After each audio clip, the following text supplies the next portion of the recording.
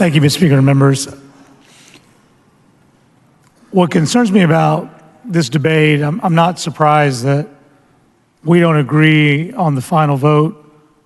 That doesn't surprise me, but what surprises me is how we are devolving as an institution. I have a number of conversations with many of you, and you know who you are, where you know there's an amendment and you know it's the right thing to do. Protecting the undocumented who are victims of rape, protecting victims of domestic violence, making sure that everybody in this state has the constitutional rights that they have. We're not just going to let officers pick people out of a lineup and say, you look different. We're going to make you hold a standard of probable cause.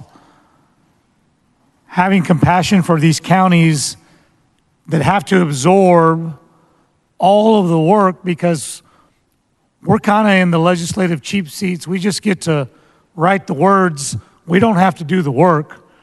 The work will be done by county sheriffs, constables, law enforcement, men and women, jailers.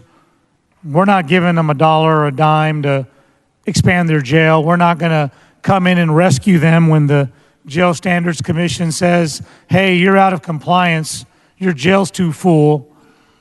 Never mind that folks told us up here in Austin that thousands of people could be detained under this proposal.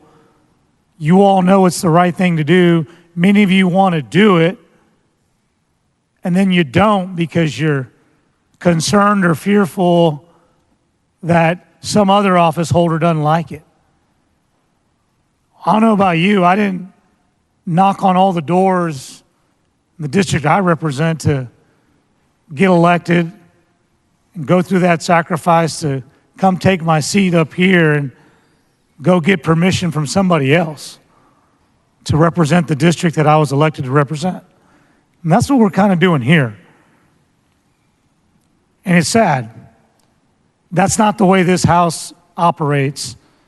We've always been independent. I've seen statewide office holders get ahead of their skis, and I've seen 145 Republican and Democratic votes letting state officials know that we are the House, we are the legislature, we have our own ideas and our own opinions, and there's a process, and you get to have your say at some point, but today we have our say.